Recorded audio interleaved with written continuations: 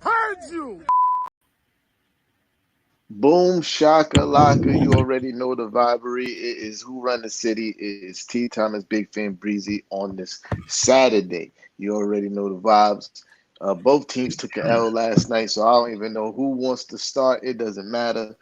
Uh, but it's nasty work all Listen, around. yeah, I know, man. Again, I got nothing. I gotta be. This is the part of the vlogging where you gotta have integrity. You gotta be able to, you know. I consider myself a big fan of the team, and not necessarily because of the success of the team. I'm gonna always be a fan.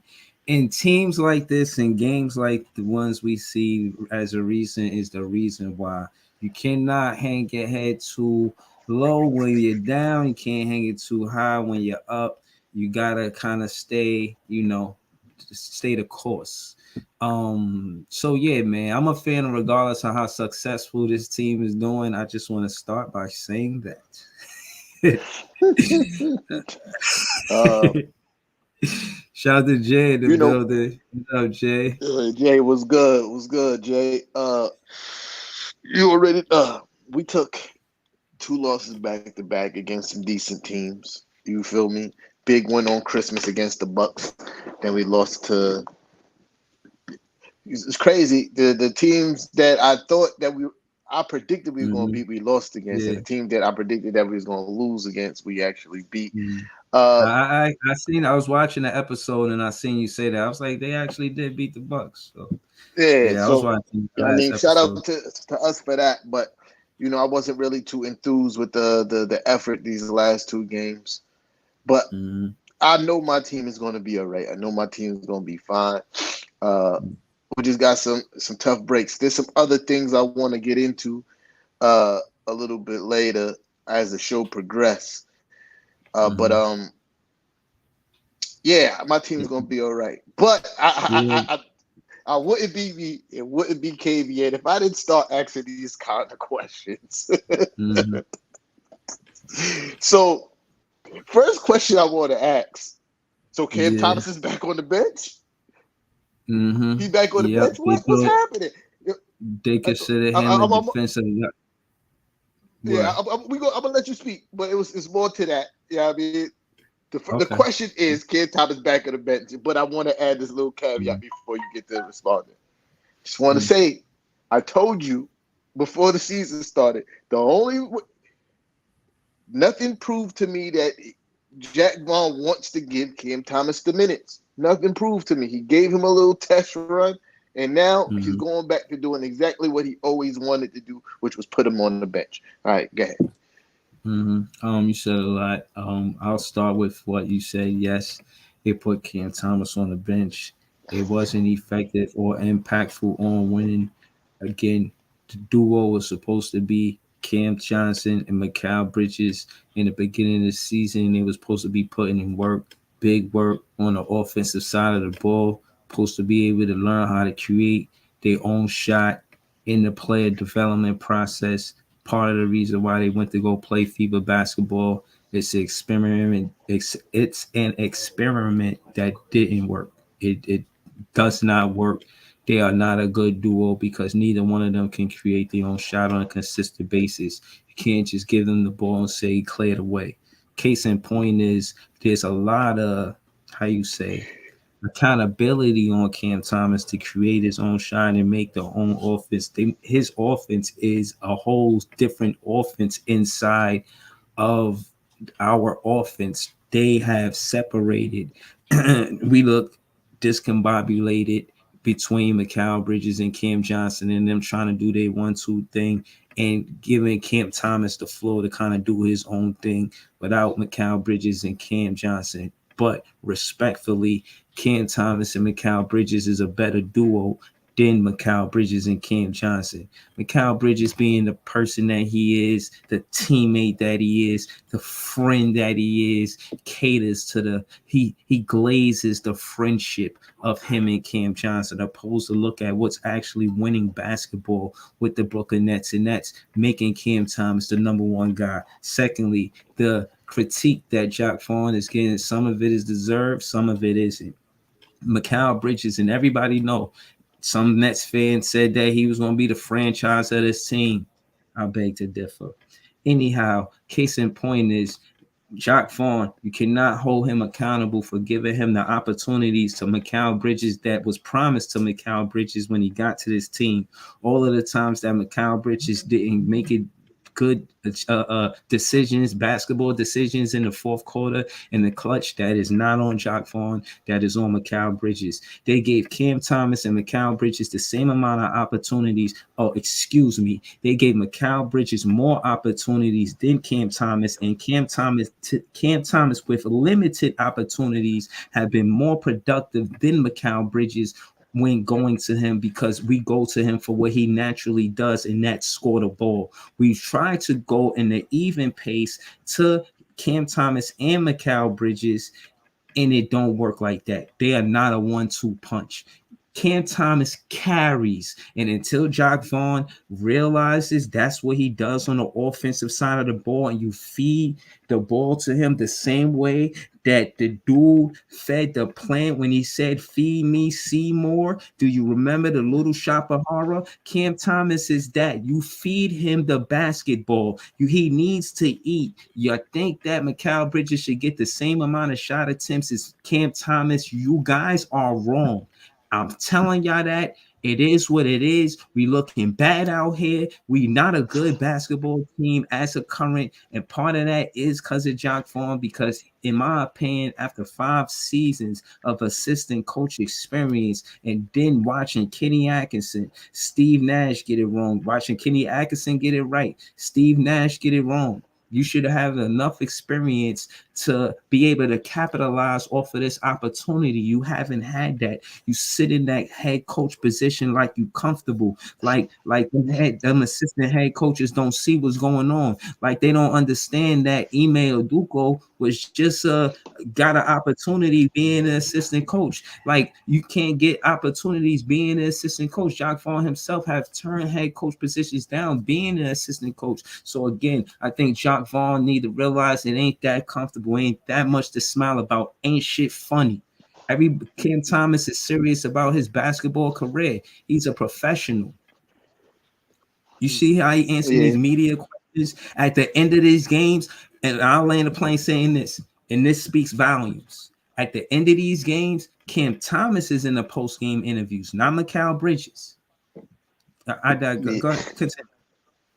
Yo, listen, man. You said a lot. Yeah, man. You know. Yeah,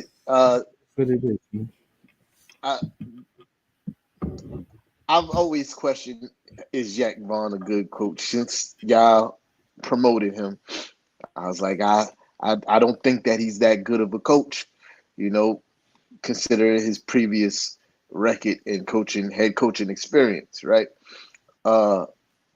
And I would agree, if you got a guy like Cam Thomas, yes, he's a defensive liability, but I think that he does make up for it with his scoring ability. And you gotta give that guy minutes. I think scoring is y'all.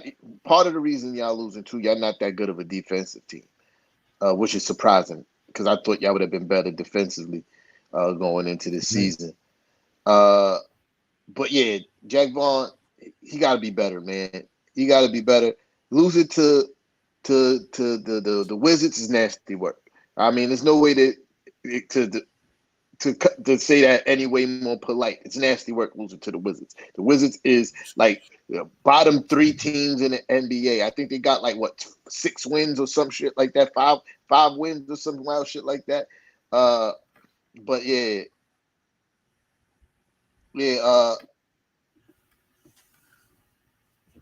You talking about Jack, man. Listen, man. All I know is when it come down to whatever you want to call him, I want to call him a good coach, Jay. I want to call him a good coach. I want to say that guy right there that's sitting with everybody, they describe him. They say, oh, Jacque Vaughn? Yeah, the one with the beard. He used to play in the NBA. He was assistant coach with this one and that one. He got kids. He's a good father. They describe all of these different things about him, his attributes. but they can't say that he's a good coach. Shout out to Jacques Vaughn. Listen, I'm a big fan, Breezy. If you haven't heard of me, and listen, I said that you was a good coach in the beginning of the season. I gave all of the people that I know, everybody that could see me with their own eyes, let them know, let the world know that you was a good coach. Stood out there, chest out, letting them know what it is. We the Nets fans, we feel like we the best fans, and I'm gonna jump out and say that he gonna be one of the better coaches. Say he gonna get coach of the month. Say he gonna be one of the top defensive coaches. He gonna instill that, and you're gonna have the locker room. You're gonna be the biggest voice in the locker room. And I've been questioning all of these things that I contributed to you in the off season because I believe in you, Jacques Vaughn. Do I think you can get it right? Yes, I do. But at the end of the day, maybe you got to get this work, because at the end of the day, who else gonna tell you this? Your friends, they gonna smile, shake, tell you everything's okay. But we're in the burning house saying everything's okay. Everything is not okay, Jacques Vaughn. As a Nets fan, we deserve more. We deserve So better. this is what I was going to ask too. This was another question that I was going to ask too, but this is Jay brought it up.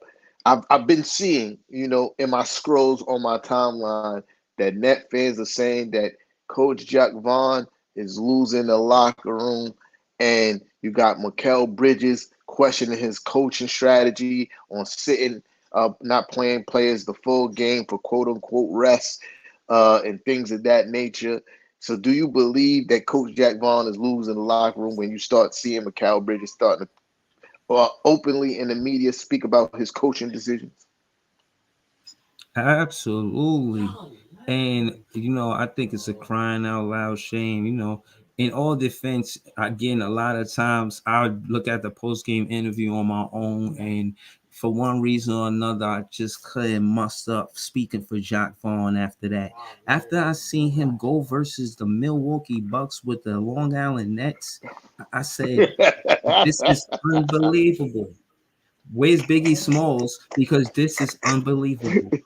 I said, listen, I'm not even mad that you did that, but I just think you should have did it versus the Detroit Pistons. If the Long Island Nets could beat the Detroit Pistons, if you can coach those players, the Long Island Nets, to beat the Detroit Pistons, you letting your nuts hang. Jacques Vaughn, that's letting your nuts hang. But in your post-game interview, you ain't say that. You said, nah, some things is like me being a father. You tell your players something, they don't like it, but they still got to deal with it. I don't want to hear that bullshit, Sharif. You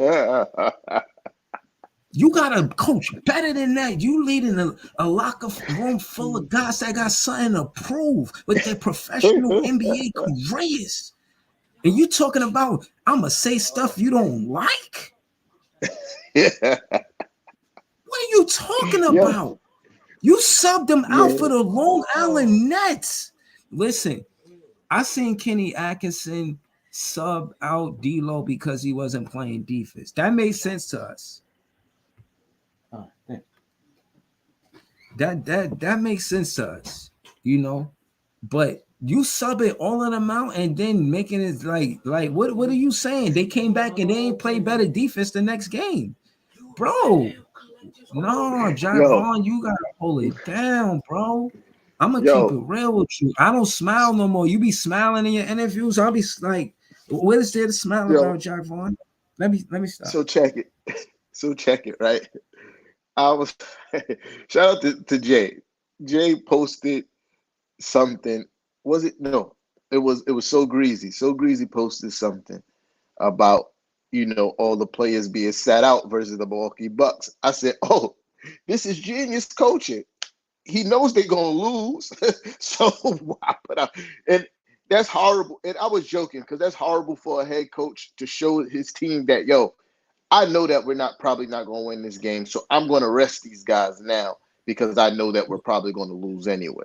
And to me, that's what that conveyed. Yeah, I mean, maybe I'm wrong, but from the outside looking in, he saw the Milwaukee Bucks on the schedule on a back-to-back, and he said, I'm about to rest everybody today because we're going to get wild up.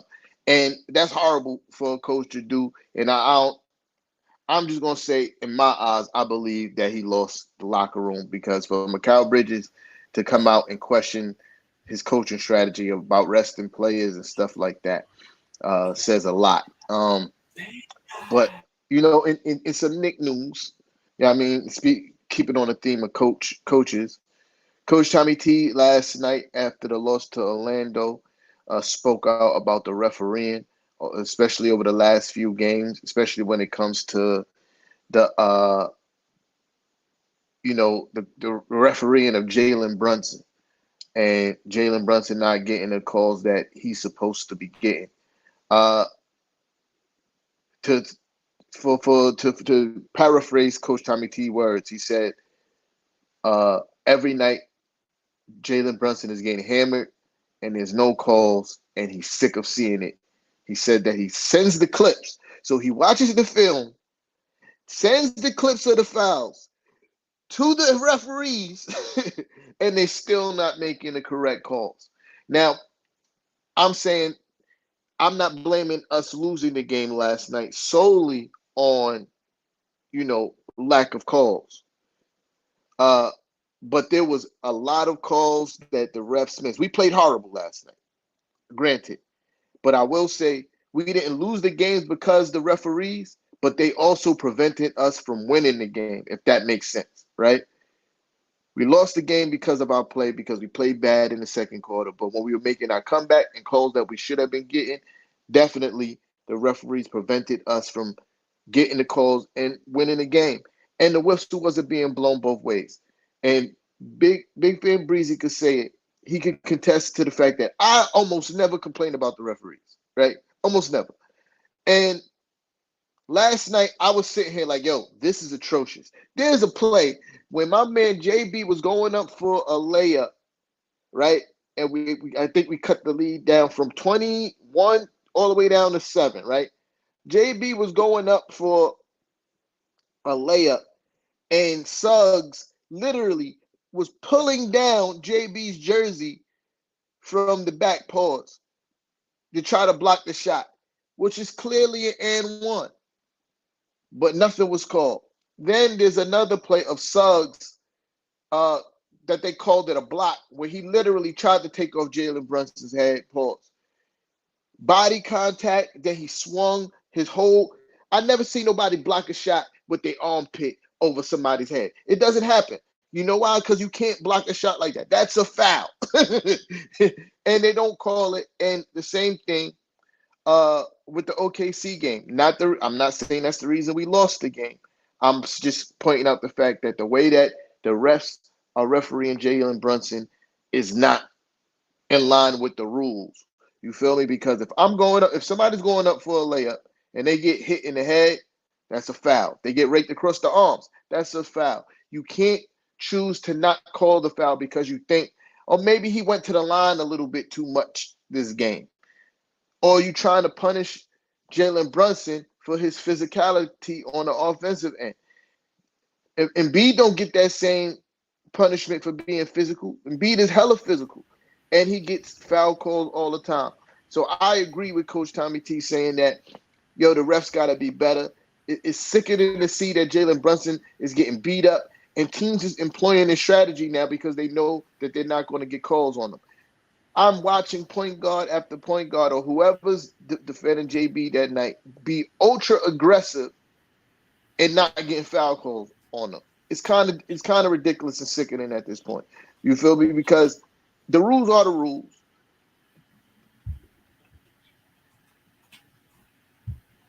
See, look, Leaf even could contest to the fact that these guys are hacks. You feel me?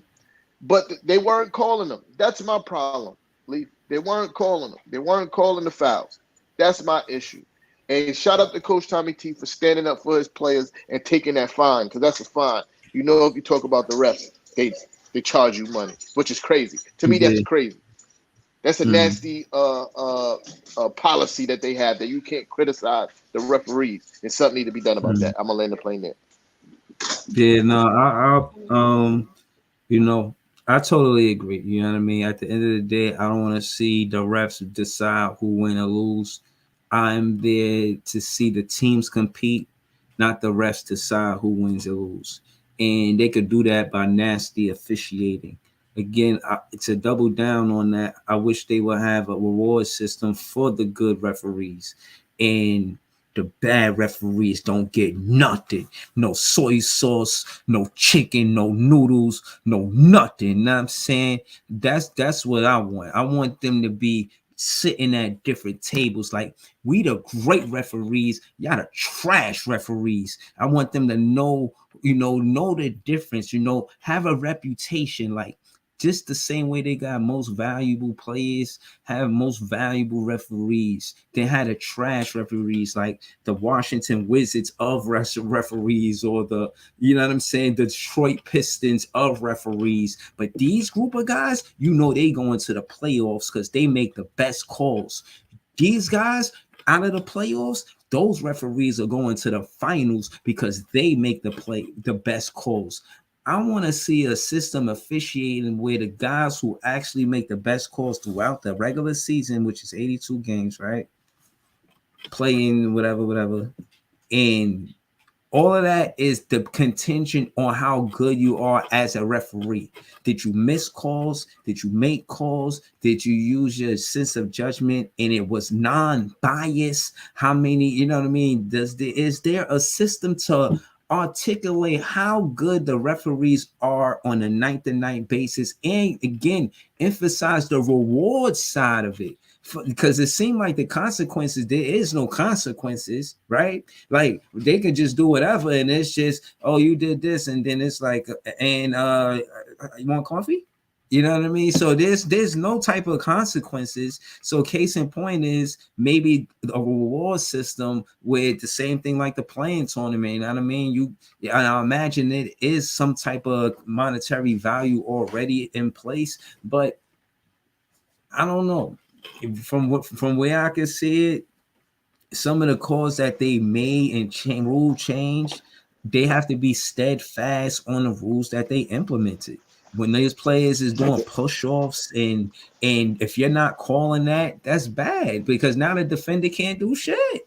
You know what I'm saying? Yeah. The defender So do anything, you go to the line. It's like, and that's by choice, like you said. So I don't want to my see the refs have, and landing the plane, I don't want to see the refs have favorites.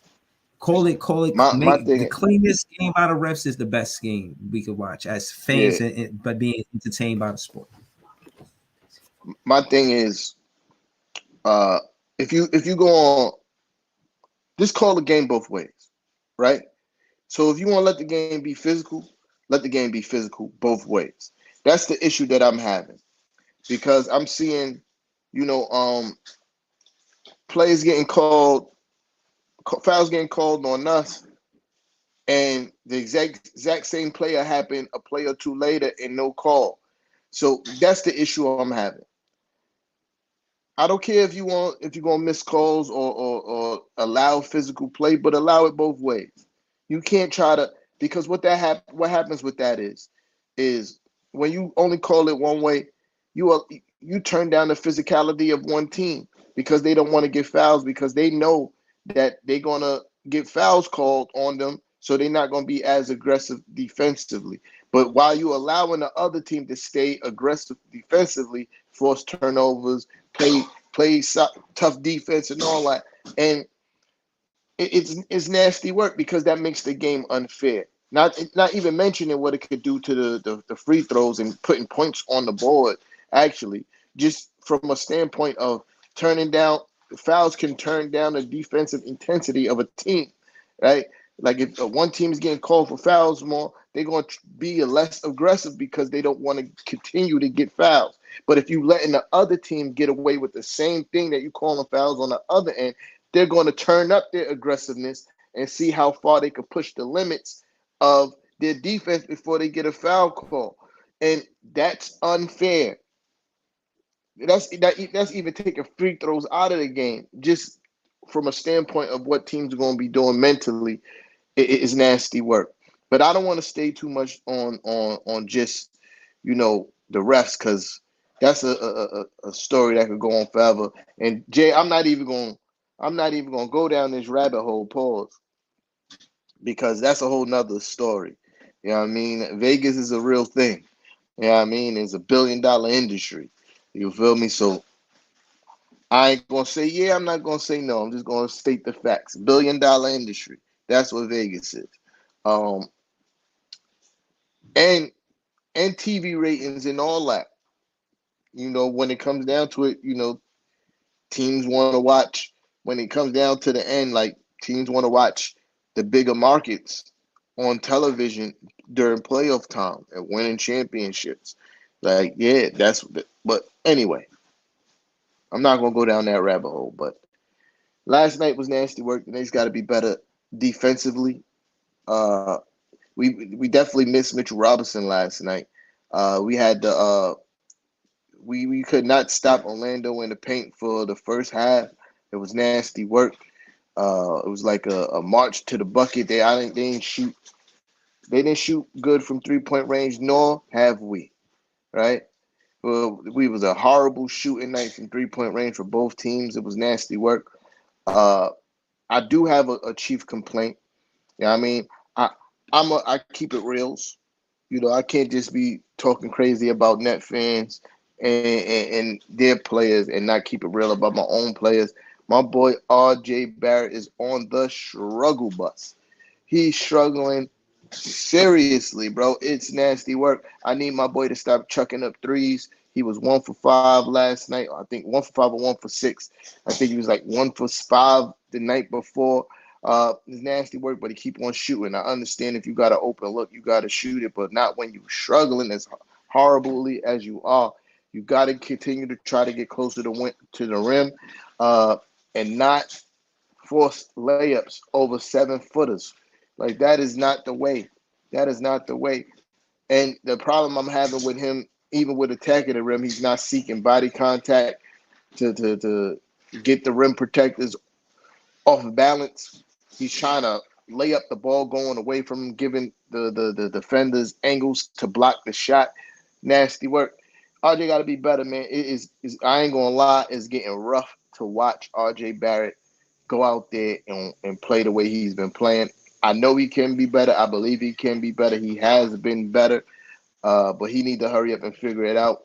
I need RJ to get back to the point where, he was I think it was a year or two ago, after he had a rough shooting game, there was actual video evidence of him right after the game in the gym putting up 3-point shots.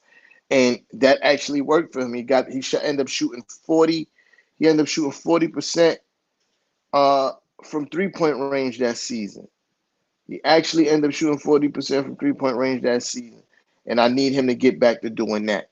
Because right now, rough to watch. Rough to watch. Uh, I think Coach Tommy T need to give Emmanuel Quickly more PT, man. I don't like the way that he's distributing Emmanuel Quickly's minutes. Emmanuel Quickly plays solid defense, and he's our best 3-point shooter next to Jalen Brunson. And he needs more PT, man. Is more offense on the court. And we definitely need to stop trying to run the second unit offense through RJ Barrett, because RJ Barrett play a lot of minutes with the second unit, and that's normally his time to shine. As of right now, I'm saying that we run that offense through Emmanuel Quickly. He's playing better. He deserves more minutes and he deserves more shot opportunities, and we need to give it to him. I wouldn't even be opposed to Emmanuel Quickly starting and having DiVincenzo go back to the bench. I like the way that DiVincenzo and Josh Hart play alongside each other. Pause. I want to get back to that. I want to get back to that. I like the way they play, and I think Emmanuel Quickly and Julius Randle works really well together. I think Emmanuel Quickly and and Julius Randle works really well together. I think it takes a lot of pressure off of Jalen Brunson being a primary ball handler. Uh, I would like to see that. I like Dante DiVincenzo. I'm not even mad at him being in the starting lineup. I just feel like IQ might be the better fit for the starting lineup right now. But also, I'm worried because that's going to take away shots from Emmanuel Quickly. So I get it both ways, right? But yeah, something got to be done. The status quo can't remain the same. RJ Barrett needs to take less shots until he start getting into a rhythm. Because watching him chuck up brick after brick and building, you know, a mansion with the bricks that he's shooting, something got to change, man. I don't know what the AO's for, but I probably did say something crazy. There go Big Fan Breezy. He's back.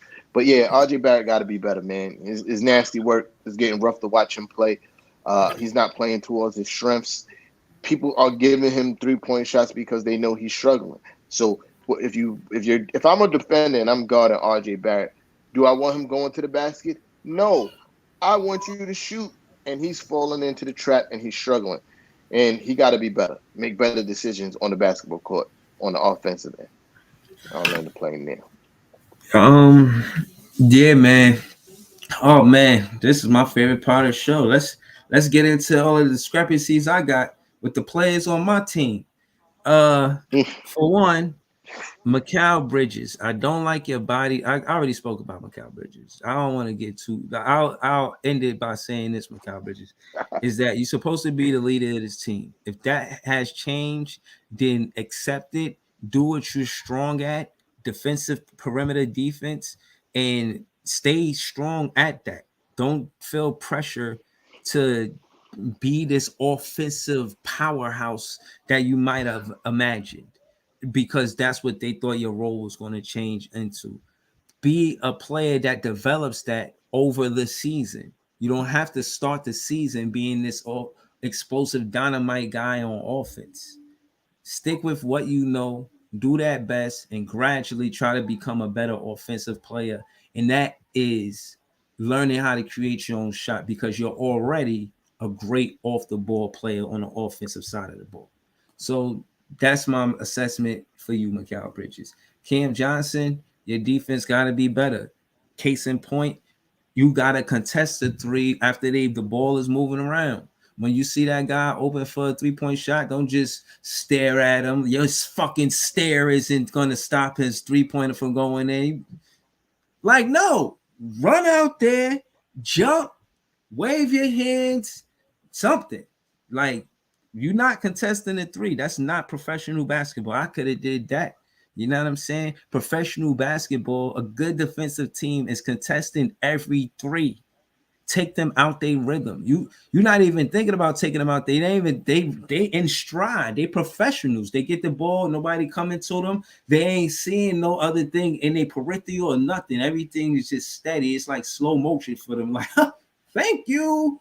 And y'all already know we losing the same way most games is because of the 3-point line. So again, Cam Johnson, you're not impressing me since you've been on a team. You haven't been helping for the most part. You hot in the first half. You get cold in the second half. I haven't seen you consistently playing good offensive basketball in the second half of the game. I need more consistency out of you. I can't back this top 10 duo or top 15 duo between you and Mikal Bridges. Get it together. Get it together. You and Mikal Bridges, get it together. And again, like I say, y'all going away from what y'all were good at on the Suns, and that is defense and the offense on limited offense. I'm not impressed. Yeah. Nick Claxton, I feel bad for Nick Claxton. Why? Well, what you say? Why you feel bad with it? Because Nick Claxton, if anybody believed in Jacque Vaughn, is Nick Claxton. Nick Claxton got there as a rookie. Jacque Vaughn was there, watching him develop into the player, always building him up for potential. Like, you're going to be that guy. Seeing the ascension kind of sort of Nick Claxton last season, kind of wanted him to, improve on that this season. And I think Nick Claxton feels like he's a good player, but he don't know if this team is going to help his career, and that's going to be contingent on the relationship with him and Jacque Vaughn. I think he puts a lot of responsibility on his career and what it could be and the potential of it on Jacque Vaughn. And he even came out and said, I feel like basically I'm playing good defense, but That's just me. I ain't saying we playing good defense. I'm saying I'm playing good defense. You know what I mean? So case in point is for him to say that this again, a sign that Jacques Vaughn is losing the locker room. You understand? Because if a player could be thinking like that about his specific game opposed to the team game, it shows that the coach is not the biggest voice in the locker room, and we're discombobulated. We and, gotta and get it. he and he thinking about that bag at in the Oh yeah, season too. oh yeah, he Yeah, taking that he bag. got he think about that bag. Just let everybody know I'm playing good defense. I don't know what they Mm-hmm, doing, but I'm mm-hmm, playing great. Don't forget it. Nah, that's mm-hmm. hilarious. But yo, I can't mention the bad without mentioning some good stuff about my team. And the one shining spot, and over the last few, like I want to say, over the last 20 games, has been Julius Randle. Julius Randle has been absolutely balling out of control, making everybody look like pipsqueaks out there. Uh, and I came across an interesting stat. It's one of those, uh, like one of these stats that you normally won't think about, but it's good to know. And I'm gonna read it to y'all right now. 4 NBA players this season have 700 plus points, 250 plus rebounds, and 150 plus assists. And the list goes: Giannis, Joker, Embiid, and Julius Randle. All those guys, except for Julius Randle, have one thing in common: they're all MVPs. Not saying that he's as good. I'm not saying that. That's not what I'm doing here. Yeah, poor man I'm just MVP. I'm just pointing out how well my guy is playing. That's it. Mm-hmm, I'm not saying that he's on the same level as none of the guys that I just mentioned. mm-hmm. I'm just saying he's playing really well basketball, and that needs to be acknowledged. His field goal percentage has jumped. I think he's around league average, which is as 46%, if I'm not mistaken. Uh, I'm yeah, not I sure think the league average percentage was. yeah, I believe it's about 46%, and Julius Randle's around there. No, he's at 47%, which is still really good overall field goal percentage, especially from somebody who don't just takes dunks and layups. Uh, so not only is he's scoring well, we lost last night. He gave him 38 though. Uh, Not only is he scoring well, he's scoring efficiently. He's passing the ball well. He's averaging 5 assists per game from your power forward. It's tough, right? That's tough. Your power forward averaging 5 assists a game is tough. Uh, and he's averaging a nine and a half rebound. Great work from Julius Randle. I just need what is not happening, which I believe will happen. Uh, average, average. What about his play is average, my boy? I said his field goal percentage is around league average, but the numbers he putting up ain't around league average. There's not too many people that's averaging 20, 24, 9.5, and 5. There's not too many. Ain't nothing average about that, good brother. Yeah. Well, I could tell you what's average the way Mikal Bridges is playing. I could tell you what's average the way Cam Johnson is playing. I could tell you what's average the way Spencer Dinwiddie is playing. I don't know why y'all do this to me every He's time. average. I said his field goal percentage is around league average, and if I'm not mistaken, that's at 46%. He's over Oh league yeah. average at 47. But yeah, Okay. he said Mikal Bridges is below average. At least you could admit that, good brother. And Mm-hmm. message to Mikal, you ain't got to deal with this, bro. You don't have to deal with it. All you got to do is say the magic words, and you can come and be with your friends. It's okay. All you got to do is say, you don't got to deal with this. This is the guy who named cheeseburgers after you, bro. and it was nothing flattering about the cheeseburger. Where he put it? Look, this is the nickname that Net fans is giving you, Macau. This is what they doing to you, good brother. Why do you want to stay there and tolerate this when you could come and play basketball with your friends and have a great time? And it don't look like you're having fun over there, Macau. It doesn't look fun. It doesn't look fun at all. That's on him. That's on Mikal Bridges. I wish I got traded to the Knicks. Type of mentality, type of energy, wearing orange sneakers. It don't even match the jerseys. Like, bruh. Yo, Mikal, look at me, Mikal. Look at me, bruh. Why you wearing orange sneakers, bruh? Why you wearing orange sneakers, bruh?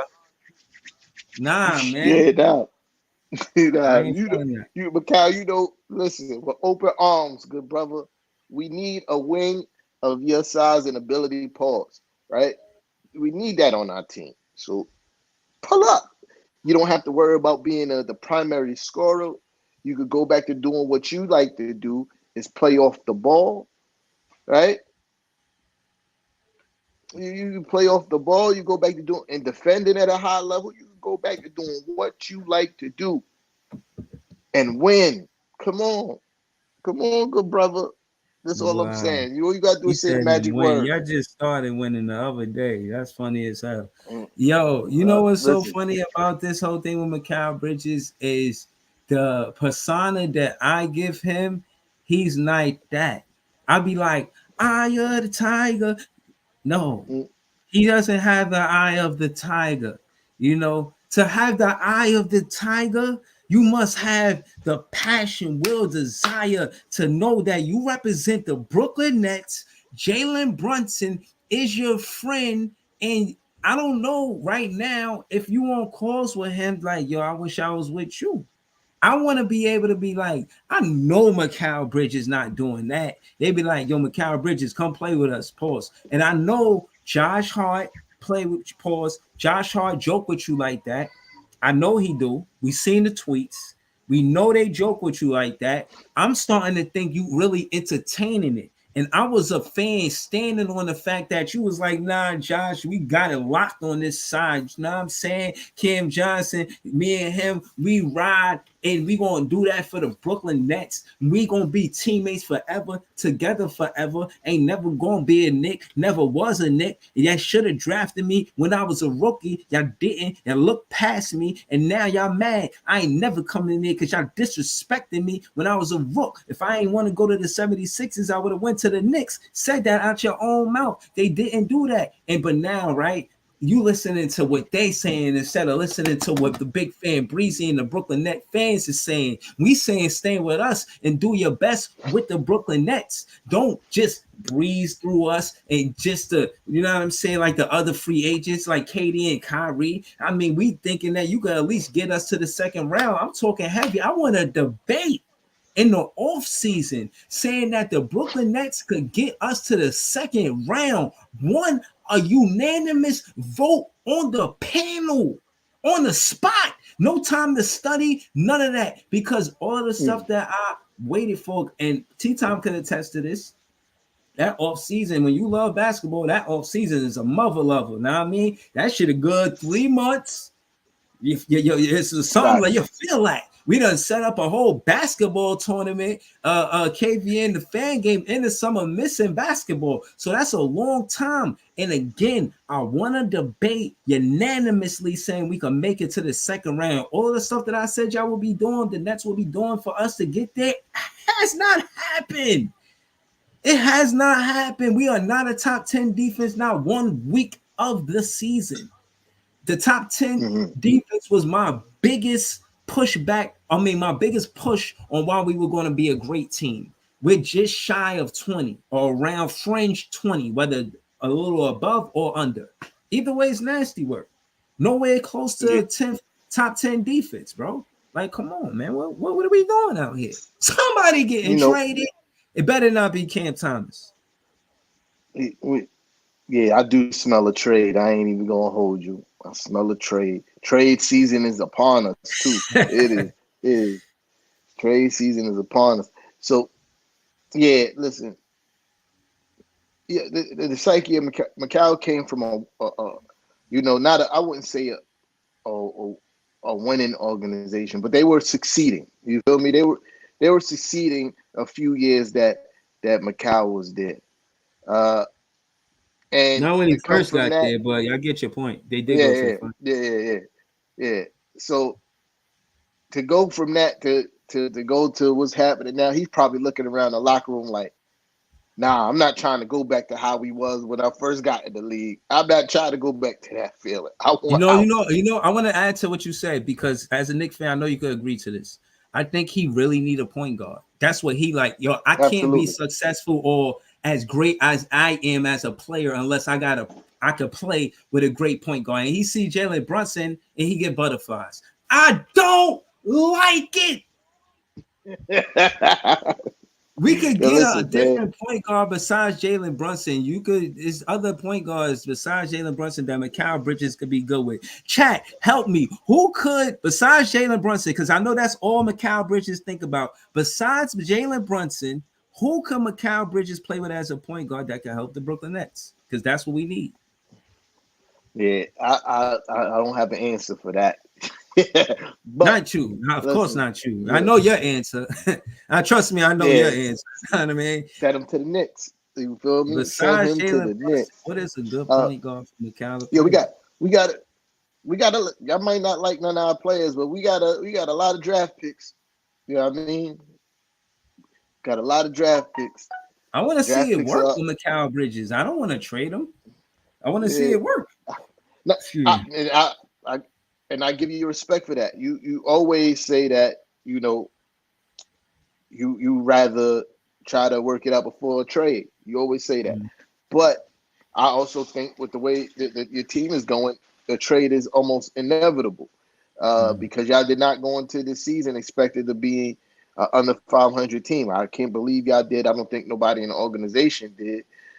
So the way y'all sit right now, pause, is I can't imagine that this is going well with the front office. Like that they maybe I might not trade nobody. Maybe Jack Vaughn might just get packed up. You feel me? Like and that might be it. Cause I that might be it might be Jack Vaughn get packed up with trades. You feel me? Like it could be a multitude of things. Listen, if Uh Javon get packed up, the interim head coach assistant situation is very interesting.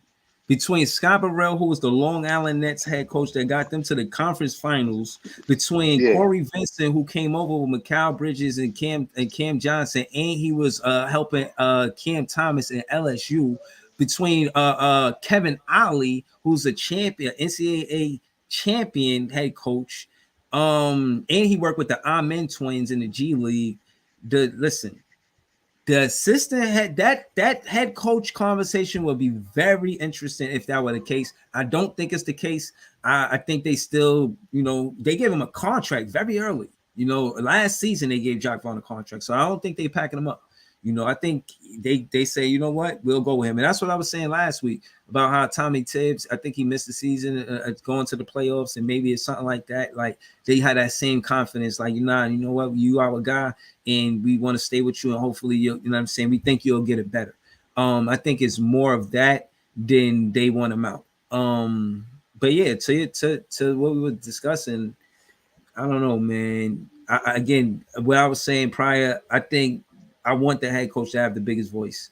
I think for this to work, for trades not to happen, for not the group not to be broken up, the coach has to make it work. And I thought he would make it work with this roster. I see the potential in it. I think he could do better with rotations. Obviously, I don't like Cam Thomas out of the starting lineup. I think what went wrong with that was the fact that teams know that we ain't gonna create map, but they'll push the pace and they'll figure like they're gonna slow down because this when they have to create their own shot. If Cam Thomas not on the floor, we'll deal with Mikal Bridges. Mikal Bridges and Cam Johnson, they do not scare the defense. Like when Cam Thomas is not on the floor, we need him on the floor. It's not like we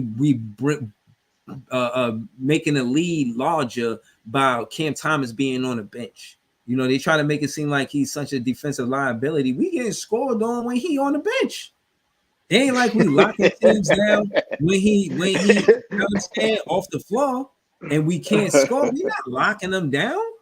They be up by like I think it was like 20-14. I'm like, see? And then when Cam Thomas, the first subs was Cam Thomas, Royce O'Neal, and Day'Ron Sharpe. When they came in the game, they impact the game. For some reason or another, Cam Thomas and Day'Ron Sharpe, they play good together. Oh, they always have. I won't say some reason or another. They got a lot of basketball experience with each other. They came in as rookies, and they still get minutes together. They in the rotation together, so you know they play good together. And they put Royce O'Neal. Royce O'Neal always comes in and he does his thing. And let me say this last thing before I land the plane. What I want the Brooklyn Nets to do, and I learned this because I think somebody else tried it, but they couldn't do it. Was when Royce O'Neal, he pump fake, steps to the side, and then shoots the three. We don't never make teams do that. That is a skill. That is a talent. If you can run a three-point shooter off the line, you got a better chance of getting that shooter out the rhythm and them missing the shot, getting a clink. Mm-hmm. But if they don't have to at least do that, then they probably gonna make it. And I've seen Cam Johnson not utilize that pump fake, so every player can't do it. Every player can't. They'll rush the three-pointer instead of like pump fake and getting the defender out the way and then taking the three. So I think that's a skill that Cam Johnson can use. He can learn from Royce O'Neal. But there's a lot of critique I have, as obviously you guys can see, that I've been doing as a recent. Man, I'm not a happy fan, bro. I'm not happy with what's going on. This shit is it gotta get better, bro. Like we under 500 after 30 games. It's nasty work, bro. A good coach would at least had us with 17, 18 wins by now, bro. You can't really be happy being under 500. If you were up here happy, I would be worried. Like, okay, so kind of like losing, huh? Yo, Barry, it's not gonna happen, bro. It's not gonna happen. Either his back, like I said, two things: either his back really hurt, or he don't want to play basketball. Either one of them is not good. You know what I mean? If you got to miss that much time for a back injury, retirement is around the corner, bro. At a very young age, too. It happened to Grant Hill. Well, that wasn't his back. That was his knee. But it's quite a few players that had to leave the game early because of back injuries. But, yeah, nasty work. But, you know, keeping on the theme with trades and stuff, do I think my team need to make a trade? I don't really like trades. I don't, because I always feel like you have to give up something that make your team really good to bring on something, you know, extra. But what I believe, like, we don't really. Everybody want to make believe like we need a star. We need a star. We need a star. No, we need to plug the hole that the team has. We already got two guys on the team that could give you 20+ points on every given night. We a hole that we have is a size issue. Pause. Right. We need a wing from between 6'7" and 6'9" that can defend and hit an open three shot at above average level. That's what we need. We need somebody like an OG Anunoby or Mikal Bridges. Like, those are the kind of players we need. Chill out on our team. Well, listen, man. Yeah, like it's 500 players in the NBA, damn near, man. It's got to be a different guy that could be on the team, man. You're not. Listen, it's already chemistry and camaraderie there. Like, why wouldn't I want a guy to be able to pull up to the situation and already feel comfortable? That makes sense to me. It's gonna be like he's already been in the city for a year and some change now. Well, a half a year. No, a whole year now. You know, already been in there for almost a whole year now. You know what I mean? So he's comfortable in the city. He laid down roots. You know, he's friends with key parts of the team. They already got real life basketball experience together. Why wouldn't I want that? That makes sense. And y'all would have to get him in the signing because you know it ain't gonna be no trade. And it definitely fits the team need at this point. Like, it all makes sense. It makes sense. I just gotta stop being. Y'all gotta stop being stubborn and take some draft picks and be happy, man. But all right, so let's say, I'm not the one to do this, but let's say it did happen, because the truth is that the Knicks and the Nets haven't made a trade in like 40 years, right? Yeah. So I don't think there would be a trade. Honestly, Mikal Bridges Nah. is an unrestricted free agent at 30. So right now, it look like we got him for this season, next season, and the season after that. So y'all, the closest y'all will get him will be the 2026 going into 2027 season. How do you like those apples? All Mikal got to do is request a trade. And that all could be fixed. We don't want All you gotta nobody do on is- that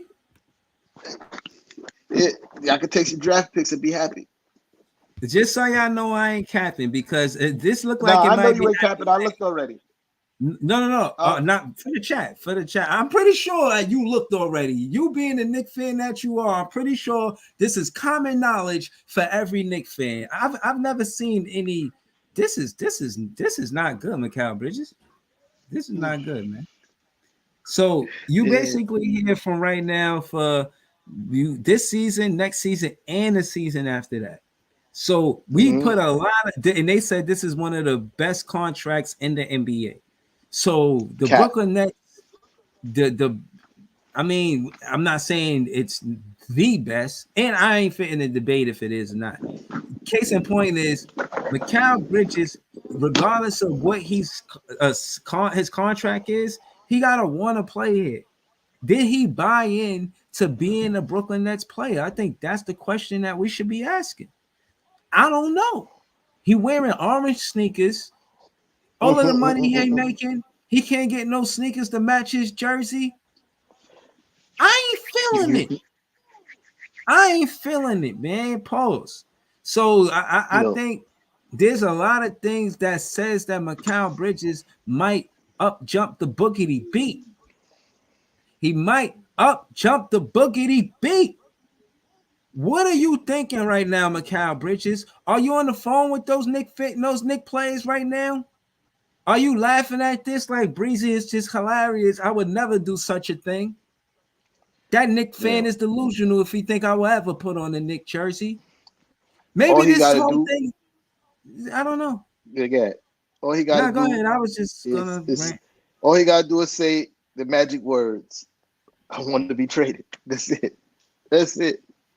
That is it. That's all he has to say. That's all he got to say. Oh, and hold on. Those were Booker sneakers? You not slick, Mikal Bridges. Nah. You're not slick. No, I think they were the Sabrinas, no?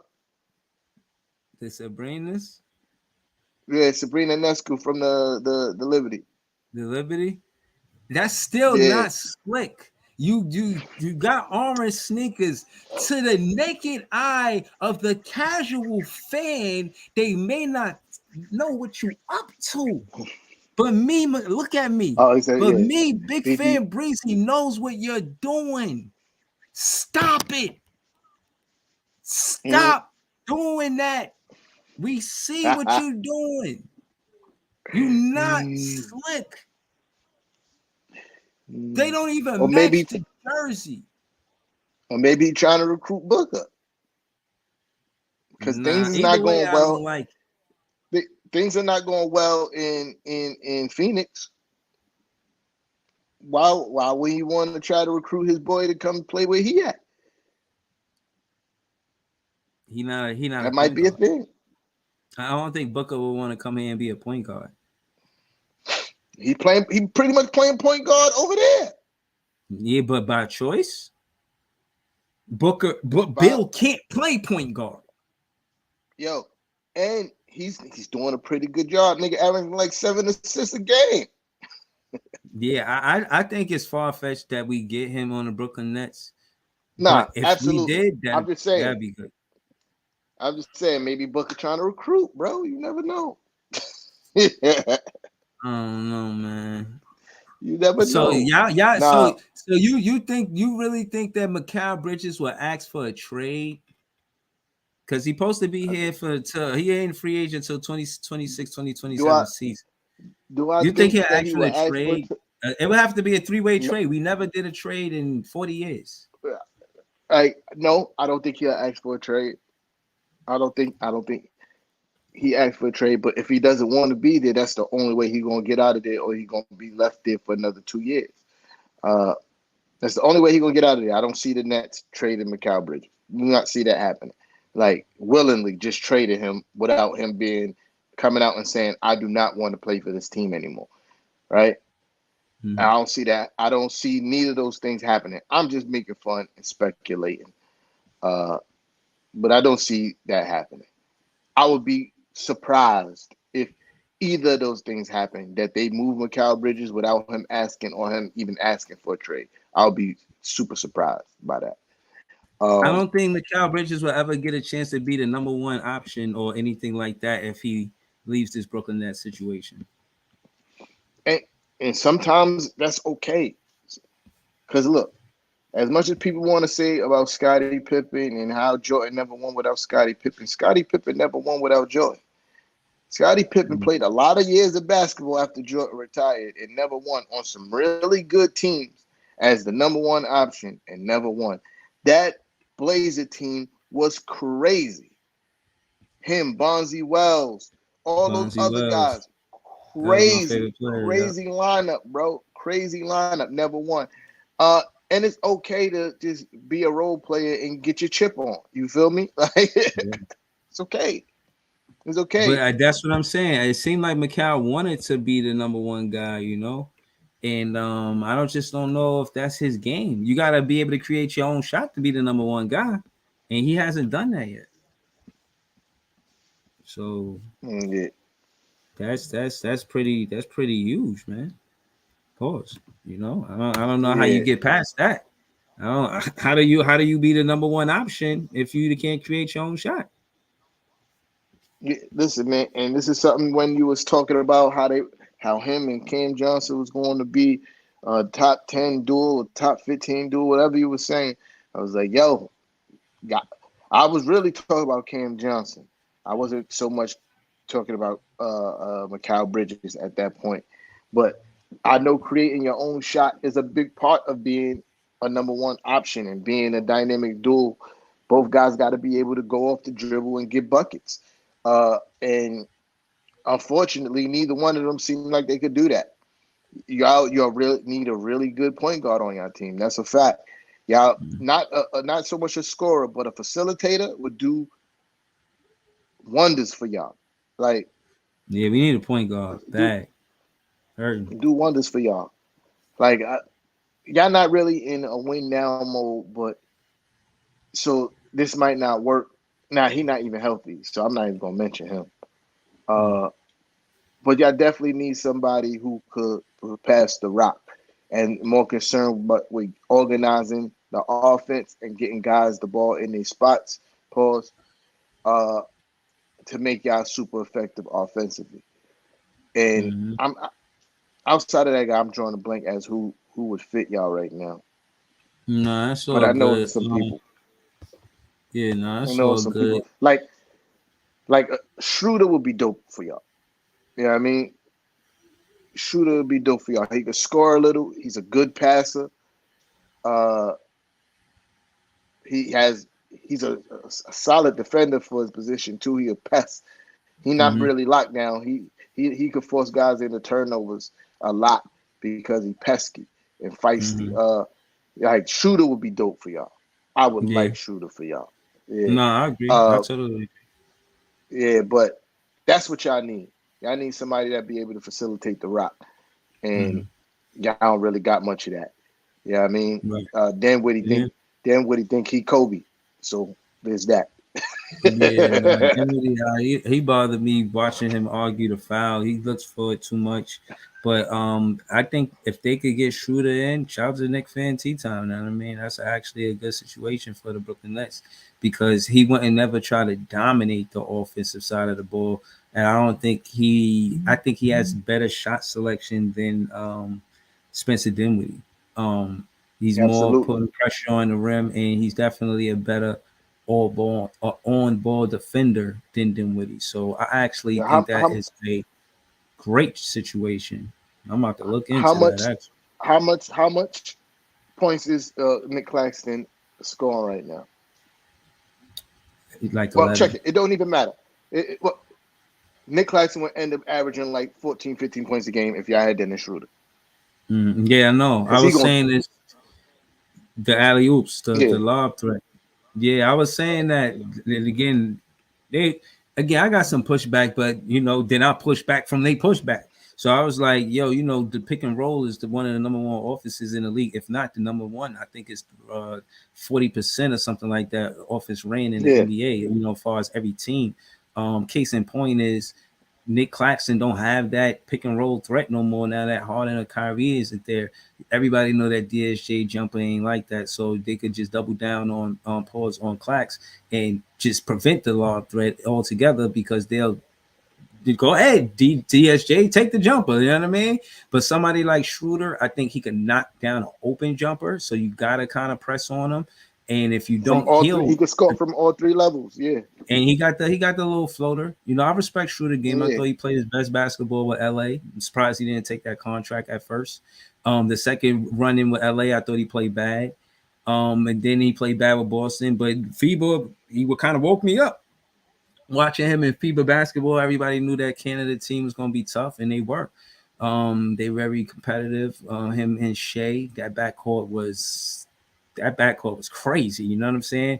Actually, I'm gonna look into that. But just with the conversation me and T Time had, so y'all know I'm not capping. I'm gonna show y'all that. Shout out to J1. I see you there, Brody. Jimmy J Yeah, was good, my boy. the Knicks and the Nets only a rare few times, but again, where the rivalry started, in my opinion. The New York Knicks and the Brooklyn Nets have had a long-standing rivalry in the NBA. The Nets were originally founded in 1967 as the New Jersey Americans and later moved to New York in 1977, becoming the New York Nets. Then they moved to New Jersey in 1978 and stayed there until 2012 when they moved to Brooklyn and became the Brooklyn Nets. Here are some of the most notable trades between the two teams. There's three. In 1976, the Knicks traded Julius Erving to the Philadelphia 76ers for $3 million. Others already articulated how the Knicks were in that. They declined the trade of Julius Erving to that, which would have negated the debt that we had going into the NBA, but that's a whole nother story. But where the rivalry started, in my opinion. In 1982, the Knicks traded Michael Ray Richardson to the Nets for a first-round draft pick.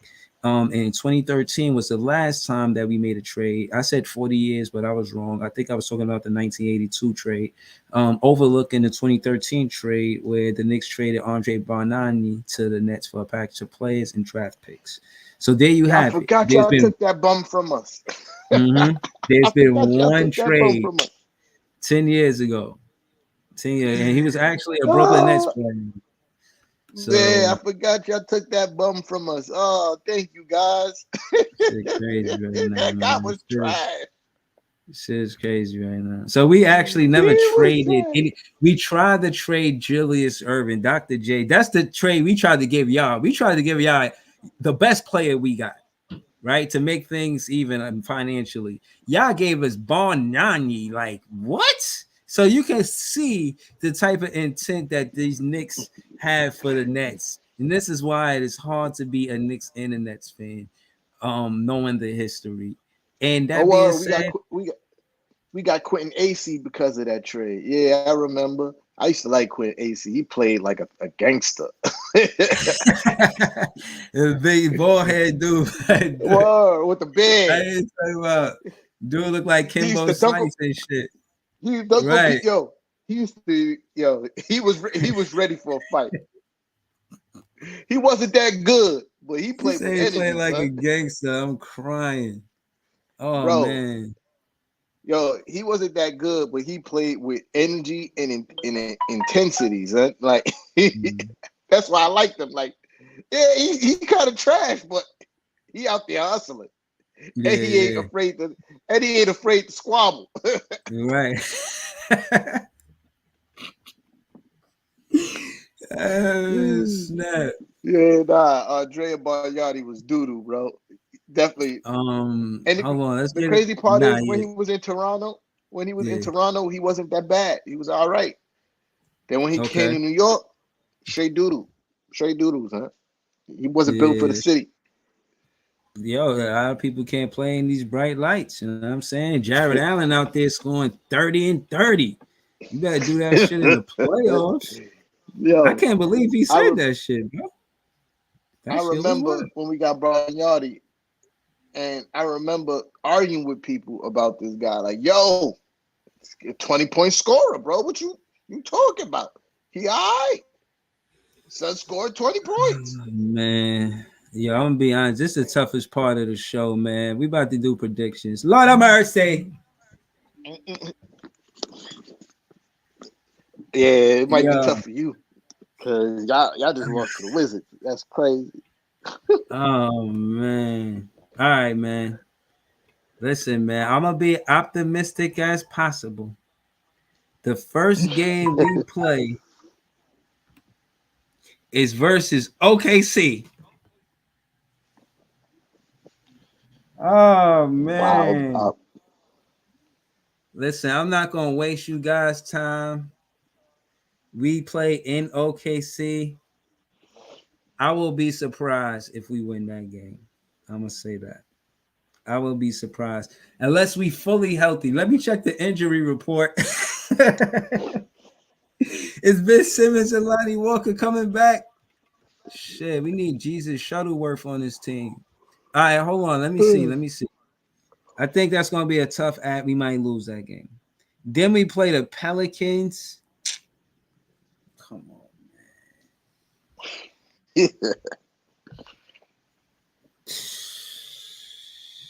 We might lose that game too, man. What the fuck? Then we play Houston. Oh, Houston playing all right too. oh man. I think I We got a might solid shot at beating Houston. hold on. Nah, I What take that day? back. What day is next? The first is Monday, right? Yeah. So the third is Wednesday. Friday is the fifth. So okay, we got the Houston. Then we got the last game before we come back is OKC. Oh man, in Brooklyn. So wait, y'all play OKC twice? Yeah. That's crazy. Chill, Jaffe, Joe. Yeah, chill, man. Yo, what up? What That's up? crazy. So Um, so what's the so all prediction? right, so we got the last game is OKC. Listen, we got I'm chalking this up as 4 losses. Bow. 0-4, man. But being Crazy. optimistic. That was me being realistic. Optimistic. Let me see. None of these. Wait Oh, a it's a back minute. to back. Breaking news. What? Somebody got traded? Toronto Raptors are finalizing a trade to send OG Anunoby to the New York Knicks for a package of RJ Barrett, Emmanuel Quickly, and draft consideration. Sources tell ESPN. Wow. I'm sad to RJ see Quick Barrett go, is man. out of there. Holy I'm, sugar, honey, ice I'm, tea. I'm sad to see Quick go, man. Quick Oh too? man, Y'all yeah. said quick? Y'all ain't give him that RJ Barrett, contract. I told you. Quick RJ gone. Barrett, Emmanuel Quickly, and yeah, they going to Toronto. And this via Woj. No cap. This Woj, baby. That's Woj right there. So You hold know, on, hold you on, know hold that's the on. only person I believe. Who y'all got? Okay. OG? OG Anunoby. OG. I like OG. The OG pickup is something that I felt like we needed. But damn, homie. Damn, homie. Quickly points off the bench. So hold on, do you think DiVincenzo could take the points from Quickly? Like he could make up for that? Who, DiVincenzo? Yeah. Quickly I don't points. think That's what y'all gonna miss the I most, think right? Quickly points. I think DiVincenzo can score. I think he average what Quickly was average around 15. I believe so. Because the only thing is he has to be off the ball score. He can't be the guy controlling the Mm. offense. That's something that can't happen, right? Mm. Uh, but Hold on, maybe we got a trade too. Let me check.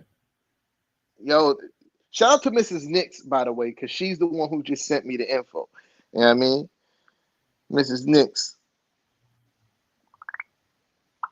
That's crazy. I wasn't gonna go live after this, but definitely going live right after this now. Not for long, but like for like 20 minutes, if that.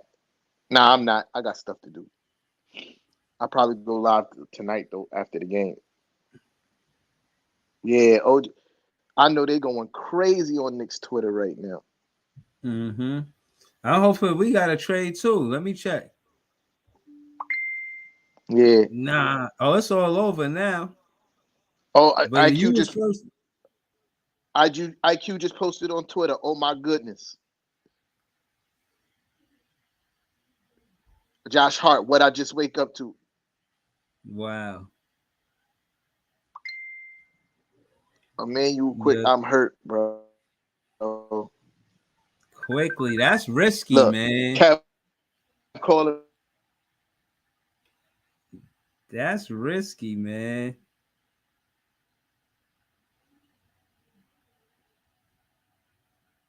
me right now.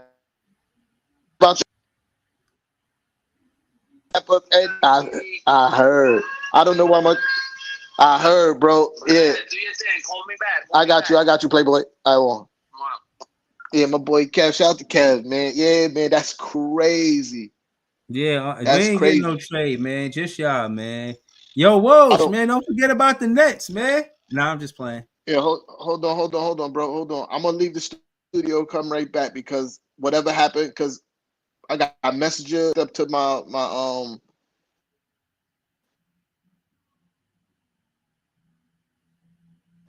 Yeah, Jaffe said, nah, trading quick was risky. Yo, the points that he provide off of the bench, man, that shit is essential because there's no dry spots and you can consistently run the offense without feeling like just because you get in defensive stops, you don't have to get stops too because you ain't got nobody to create their own shot. I don't know who they're gonna have create their own shot off of the bench now that Quickly isn't Yeah, there because to me, Quickly is the only player that created his own shot off the bench to the Knicks. I might be wrong. Oh, excuse me, but you know, T Tom could tell y'all yo, better than that. But well, I can't hear you, but can you hear me? yeah, All right, I gotta leave again because I don't know what's going on. I can't hear you at all. yeah, I want to hear him answer that because I know when there's one rotation and the game is about runs. So sometimes there'll be a rotation in there and they be crushing, and then they go to the bench and then it don't look so good no more because the chemistry ain't there. They ain't got a go-to guy. They ain't got nobody that can score the ball. There's a lot of variables of what can happen when you take one guy out the lineup, especially if you don't have a good coach that can have a system that works with X's and O's on a regular basis. You feel what I'm saying? But I don't want to be long-winded, man. I just wanted to stay around for the breaking news. Yeah, why the Hopefully the hell I Nets can't hear got you? some, but we ain't getting That's none. crazy. But Yeah, I don't it's know what's all going on. I can't hear you. So I'm gonna say a few words and then I'm gonna be out of here because the audio is wilding right now. Uh, OG Ananobi, great pickup. Definitely addressed the need that I was just talking about that we needed. And OG was one of the names that I was speaking about. Uh, and I'm glad that we got him. I hate to see Quickly go. I kind of knew with the way that RJ was playing that his time was on the clock. And check it, we sent him home. You feel me? Like shout out to us. He gets to play in Canada every night now. Like he's a Canadian. Shout out to him. He got to live out his dream of being a New York Knick. Uh, and now he gets to go play for his home country every night. shout out to him. It was great to watch RJ Barrett. I had some great times watching RJ Barrett. I got no smoke for my boy. Uh, no smoke for my boy. I'm gonna miss RJ Barrett. You know how I felt about RJ Barrett. That was my guy. But this is a business, and winning is the name of the game. And shout out to Leon Rose and the organization doing what they felt was right for the organization. Probably knew that Emmanuel Quickly was going to be too expensive for us to keep. And I'm just curious, what are we going to do at the backup point guard situation? Who's going to take that role?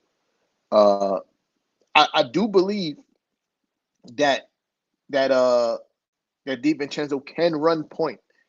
Is he going to be able to create his own shot off by running point? I don't think so.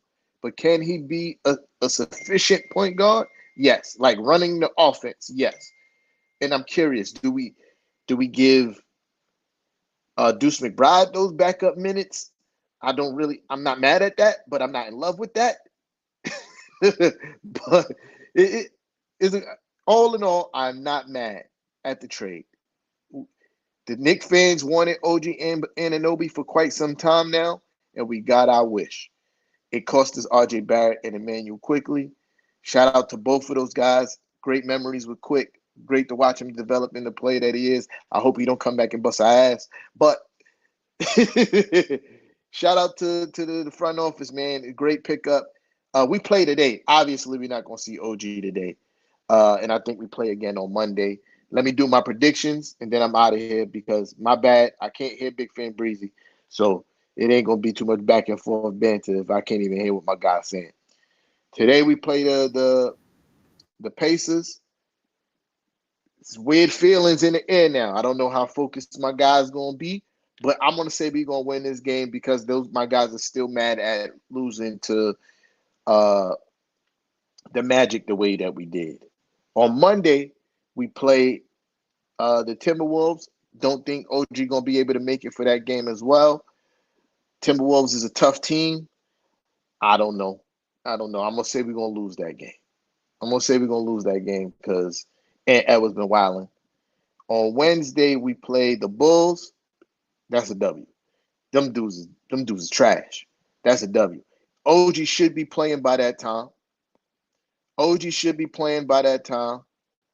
Yeah, I mean, so we have somebody to guard either Zach LaVine or DeRozan, because that's what OG does well. He's a great defender. He's around that 6'7" range that I spoke about earlier, really long arms, and he can hit the corner three at a decent clip. And on Friday, we play the 76ers. If no Joel Embiid, that's a dub. You know what I mean?